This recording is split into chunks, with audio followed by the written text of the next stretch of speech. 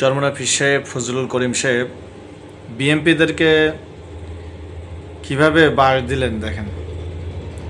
আসলে ওনার কথাগুলো একদম জায়গায় গিয়ে লাগে। ভিডিওটি শেষ পর্যন্ত দেখতে থাকুন। আপনারা দেখেছেন কাবি খা টিআরের বস্তায় বস্তায় চাল বিভিন্ন বিএনপি লিডারদের বাসা থেকে উদ্ধার করা হয়েছে। এর জন্য মানুষকে ভোট দেয় না। প্রিয় জনগণ ভাইয়েরা আমার, এখনো ক্ষমতায় যায় নাই বিএনপি, এখনো ক্ষমতায় যায় নাই। এরপরে তাদের অবস্থা এই, ভয় আছে যেতে পারি কি পারি না, যদি অপকর্ম করি মানুষ ভোট দিবে না। এই ভয়ে ভয়ে যেই কাজগুলি করতেছে, যখন ভয় থাকবে না, যখন ক্ষমতায় চলে যাবে, এই দেশটার অবস্থাটা কি হবে বলেন তো? এখনো ক্ষমতায় যেতে পারবে কি পারবে না, অপকর্ম করলে সেই ভয় আছে। তারপরও এই কাজ, যখন ক্ষমতায় চলে যাবে এই দেশটাকে নরকে পরিণত করবে, জাহান্নামে পরিণত করবে। গোটা বাংলাদেশের মানুষকে বলবো, পিআর সিস্টেমে নির্বাচন দেন। আজকে হোক কালকে হোক বিএনপি ওই দাবি করবে, কিন্তু সেই সময় আসতে আছে। বিএনপির পায়ের নিচের মাটি তো আস্তে আস্তে সব ফসকিয়ে যাচ্ছে।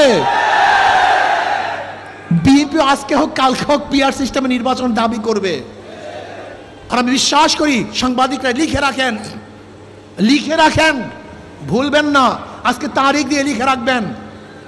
ইনশাআল্লাহ বাংলাদেশের যেই সেই জায়গায় যেখানে যেখানে ইসলামী দলের শক্তিশালী প্রার্থী থাকবে, প্রত্যেক জায়গায় ইসলামের বাহিরের শক্তি হারবে হারবে হারবে। ডক্টর ইউনূস সাহেবকে বলবো, কোনো একদিকে ঝুঁকে যাবেন না।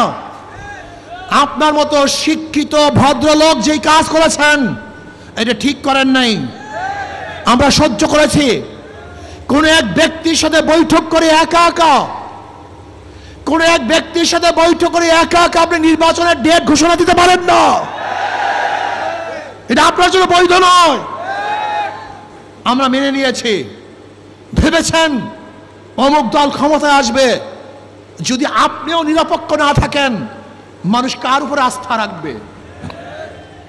কিন্তু খবরদার, নির্বাচন আপনি যেই দিন করেন আপত্তি নাই, কিন্তু প্রয়োজনীয় সংস্কার এবং দৃশ্যমান বিচার ব্যতীত যদি আপনি নির্বাচন করেন তাহলে অবশ্যই জনগণের কাঠগড়ায় আপনাকে দাঁড়াতে হবে, জনগণের কাছে আপনাকে জবাব দিতে হবে।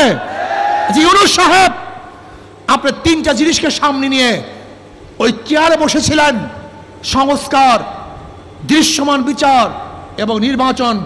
আপনি শুধু নির্বাচন উপহার দিবেন, সংস্কার করবেন না এবং বিচার করবেন না, আপনি ওয়াদা খেলাপ করেছেন।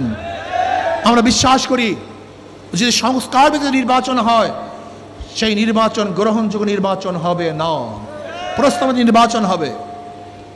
যদি 1000% স্বচ্ছ নির্বাচন হয়, একদল বলবে কারচুপি হয়েছে, নির্বাচন ঠিক হয় না, ইঞ্জিনিয়ারিং হয়েছে, বিভিন্ন বক্তব্য দিবে।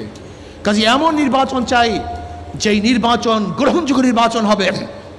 নির্বাচন কমিশন সাহেব আপনি কি বলেছেন? পিআর সিস্টেম সংবিধানে নাই। আপনি নিজেকে সংবিধানে আছেন? আপনি নিজেও তো সংবিধানে নাই। আপনি কি জানেন যে সরকার ফল করার 3 মাসের মধ্যে নির্বাচন দিতে হবে, এটা সংবিধান। আর আপনারা তো 3 মাসের পরে বসছেন, আপনার তো বৈধতা নাই। এই সংবিধান আপনাকেই তো বৈধতা দেয় না, আর আপনি বলছেন সংবিধানে নাই। আমরা বলবো আপনিও সংবিধানে নেই। যেরকম আপনার সংবিধানবিহীন, ঠিক পিআরও আমি মনে করি সংবিধানবিহীনই হওয়া উচিত। কারণ এই 72 নির্বাচনে 72 সংবিধান আমরা চাই না। এই সংবিধানকে পরিবর্তন করতে হবে।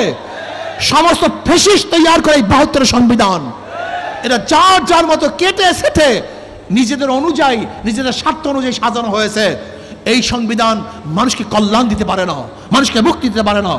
কাজে সংবিধান পরিবর্তন করতে হবে, সংস্কার করতে হবে, বিচার করতে হবে, পিআর সিস্টেমে নির্বাচন দিতে হবে। আর পিআর সিস্টেমে নির্বাচন দেওয়ার জন্য ইনশাআল্লাহ আমরা কর্মসূচি ঘোষণা করব। অবশ্যই অন্তর্বর্তী সরকার পিআর সিস্টেমে নির্বাচন দিতে বাধ্য হবে ইনশাআল্লাহ। আর যারা বলে পিআর বুঝি না, খায় না, মাথায় দেয়, ওদের রাজনীতি করার কোনো অধিকার নাই। একটা পিআর সিস্টেমে নির্বাচন হবে কি হবে না সেটা ভিন্ন কথা, কিন্তু একজন রাজনীতিবিদ যদি বলে আমি বুঝি না, তাহলে তার রাজনীতি করার কোনো অধিকার নেই। এই 53 বছর পর্যন্ত বিভিন্ন মানুষদেরকে, বিভিন্ন দলদেরকে ক্ষমতায় নিয়েছেন, বারবার পরীক্ষা করেছেন, ওরা বারবার ফেল করেছে। আমি অনুরোধ করব, আগামী নির্বাচনে শুধু ইসলামকে পরীক্ষা করুন, একটাবার পরীক্ষা করুন, যদি ফেল করে জীবনে আপনাদের কাছে আর আসবো না। একটাবার পরীক্ষা করুন, শুধু একটাবার। হাত জোর করে অনুরোধ করছি, ইসলামকে শুধু একটাবার পরীক্ষা করুন, থাকবেন না জিতবেন, থাকবেন না অবশ্যই জিতবেন ইনশাআল্লাহ। ইসলামের পক্ষে শক্তি, ইসলামের বিপক্ষে শক্তি, ভারতের পক্ষে শক্তি, ভারতের বিপক্ষে শক্তি। আগামী নির্বাচন হবে ইসলামের পক্ষে, ইসলামের বিপক্ষে, ভারতের পক্ষে, ভারতের বিপক্ষে। আর আগামী নির্বাচনে জিতবে কারা? যারা ইসলামের পক্ষে, ভারতের বিপক্ষে, তারাই জিতবে ইনশাআল্লাহ।